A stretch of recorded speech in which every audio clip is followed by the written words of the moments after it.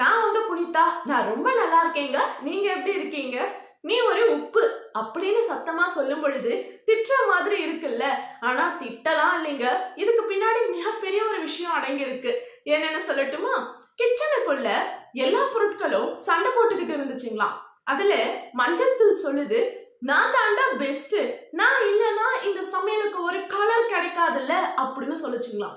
மிளகாய் தூள் சொல்லுது, இரு இரு, நான் தாண்டா பெஸ்ட், நான் தான் இந்த சமையலுக்கு ஒரு நல்ல டேஸ்ட் கொடுக்குறேன் அப்படின்னு சொல்லுச்சுங்களாம். அடுத்து இந்த ஸ்பைசஸ்லாம் இருக்குல்ல, பட்டை, லவங்கம், ஏலக்காய், இவங்க எல்லாம் சொல்றாங்களாம், நாங்க தாண்டா பெஸ்ட், நாங்க தான் ஒரு நல்ல ஒரு நறுமணத்தை கொடுக்குறோம், ஒரு நல்ல ஸ்மெல் இருக்கு எங்க கிட்ட தான், நாங்க தான் பெஸ்ட் அப்படின்னு சொல்லுச்சுங்களாம்.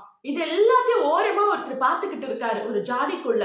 உப்பு நம்பால வராரு, டேய் நிறுத்துங்கடா, நான் தாண்டா பெஸ்ட், நீங்க எல்லாம் அப்படி ஓரமா போங்க, நீங்க இல்லைனாலும் இந்த சமையலை சாப்பிட முடியும், நான் இல்லைன்னா முடியுமா? நான் இருந்தா மட்டும்தான்டா இது சமையல், இல்லைன்னா இது குப்பை தொட்டிக்கு தான் போகும், உப்பு இல்லாத பண்டம் குப்பையில, கேள்விப்பட்டிருக்கீங்கல்ல அப்படின்னு சொன்ன உடனே எல்லாம் அமைதியாயிடுச்சுங்களாம். இப்ப சொல்லுங்க, உப்பு இங்க கெத்து தானே. ஆனா இப்பவும் உப்புக்கும் நமக்கும் என்னடா சம்பந்தம் அப்படின்னு உங்களுக்கு தோணுது இல்ல. இன்னும் ஒரு எக்ஸாம்பிள் சொல்றேன். உப்பை நீங்க கண்ணால பார்க்க முடியுமா? கண்டிப்பா முடியும், நம்ம வீட்டுல இருக்கு, கரெக்ட் தான். அந்த உப்பு உப்பா ஆகுறதுக்கு முன்னாடி எப்படி இருந்துச்சு? தண்ணியோட கலந்து இருந்துச்சு.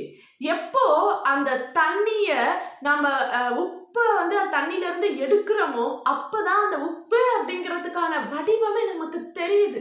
அதுக்கு முன்னாடி வரைக்கும் தண்ணியா தான் இருந்துச்சு, கரெக்டுங்களா? அதே மாதிரி தாங்க நமக்கு உள்ளார புதைஞ்சி இருக்கக்கூடிய அந்த தனித்துவத்தை நம்ம எப்போ வெளியே கொண்டு வந்து அதுக்கு ஒரு வடிவம் கொடுக்கிறோமோ அதுதான் நாம. புரியுதுங்களா? அது வரைக்குமே நாமளா இருக்கவே முடியாது. எல்லாருக்கும் கலந்துருப்போம். உப்பு எப்படி தண்ணீரோட கலந்துருக்கோ, வெளியே தெரியாம இருக்கோ, அதே மாதிரி நம்ம எல்லாரோடும் கலந்து இருப்போம். நாம தனித்துவத்தோட தெரிய மாட்டோம். நமக்குள்ள எப்படி உப்பை பதப்படுத்தி தண்ணியை பதப்படுத்தி அதுல இருந்து உப்பை எடுக்கிறோமோ அதே மாதிரி உங்களை நீங்கள் பக்குவப்படுத்த வேண்டும். மற்றவர்களோடு இருந்து உங்களை தனித்துவமாக வெளிக்காட்ட வேண்டும். அப்படி இருந்தாதான் நீங்க உங்களுக்கான ஒரு அடையாளத்தை பெற முடியும். இல்லைன்னா தண்ணீரில் கலந்த உப்பை போல் ஆகிவிடுவீர்கள். உங்களுக்கான அந்த ஒரு வடிவத்தை உங்களால பெற முடியாது. உப்பு இப்போ தனித்துவத்தோட இருக்கு. தண்ணியில இருந்து பிரிஞ்சு வந்த உடனே நான் இல்லைன்னா சமையலே இல்லடா அப்படின்ற அளவுக்கு அவர் போய் நின்றுட்டாரு. அப்படிதான் நீங்களும் நிக்கணும். அதனாலதான் உங்களை உப்புன்னு சொன்னேன். புரிஞ்சிருக்கோன்னு நினைக்கிறேன் உங்களுக்கு. அதனால உப்பு அப்படிங்கிற இந்த ஒரு விஷயத்துக்குள்ள இவ்வளோ ஒரு தத்துவங்கள் அடங்கி இருக்கு அப்படிங்கிறது ரொம்ப ஆச்சரியமா இருக்குல்ல. இதை எனக்கு எப்படி இது தெரியும் அப்படின்னு கேட்டீங்கன்னா, முதல்ல சொன்ன இந்த கிச்சனுக்குள்ள நடக்கிற சண்டையை ஏதோ ஒரு காமெடி புக்ல நான் படிச்சிருக்கேன். அதை கொஞ்சம் மாத்தி மோட்டிவேஷனுக்கு ஏத்த மாதிரி நான் உங்களுக்கு சொன்னேன்.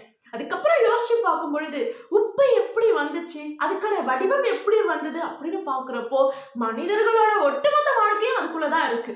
இப்ப நாம எப்படிப்பட்ட வாழ்க்கைய வாழ்ந்துகிட்டு இருக்கோம்? இருக்கிற இடம் தெரியாம இருந்துட்டு போனோம்டா அப்படின்னு ஒரு டைலாக் ஒன்று சொல்லுவாங்கல்ல ஒரு படத்துல, அப்படிதான் இருக்கணுமா? அப்படி இருக்கவே கூடாதுங்க. அது வாழ்க்கையே கிடையாது. நம்மளோட தனித்துவத்தை வெளிப்படுத்தாத வாழ்க்கை எப்படிப்பட்ட வாழ்க்கையா இருக்கும்? யோசிச்சு பாருங்க. நம்மளோட தனித்துவத்தை நம்ம வெளிப்படுத்துறது ரொம்பவே முக்கியம். 10ஓட 11 நம்மளும் போயிடணும் அப்படின்னு சொல்லுவாங்க. இந்த மாதிரியெல்லாம் டிமோட்டிவேட் பண்ணக்கூடிய டைலாக்ஸை நீங்க நம்பவே நம்பாதீங்க. அந்த மாதிரி இருந்தோம்னா வாழ்க்கை முழுக்க யாரையோ டிபெண்ட் பண்ணி இருக்கிற மாதிரி தான் இருக்கும். நம்மளோட திறமையும் தகுதியும் நம்மளோட நிலைமையும் எப்பவுமே உயராது. அதை நம்ம உயர்த்திக்கிட்டு நமக்கான ஒரு அடையாளத்தோடு நம்ம இருக்கும் பொழுதுதான் நமக்கான மரியாதை, நம்ம வாழ்க்கைக்கான ஒரு அர்த்தம், இது எல்லாமே கிடைக்கும். வாழ்க்கைக்கு ஒரு அர்த்தம் கிடைக்கணும் அப்படின்னா உங்களோட தனித்துவம் ரொம்ப ரொம்ப முக்கியம். தனித்துவமே இல்லாம எல்லார மாதிரி நம்ம இருந்துட்டு போறோம் அப்படின்னா அதற்கு பெயர் வெற்று வாழ்க்கை தான். சாதிக்கிறதுக்கு எதுவுமே இல்லையா? எதையாச்சும் நம்ம சாதிக்கணும். தனித்துவத்தை வெளிப்படுத்துங்க. எல்லாருக்கும் ஒரு முன்னுதாரணமா ஒரு அடையாளமா இருங்க. அப்படி இருந்தீங்கன்னா உங்களோட வாழ்க்கை ரொம்ப அற்புதமான ஒரு அழகான வாழ்க்கையா மாறும். இந்த ஒரு வீடியோ உங்களுக்கு பிடிச்சிருக்கும்னு நினைக்கிறேன். பிடிச்சிருந்தா லைக் பண்ணுங்க. உங்களுடைய கருத்து என்ன கமெண்ட் பண்ணுங்க, முடிஞ்சா சப்ஸ்கிரைப் பண்ணுங்க. தேங்க்யூ.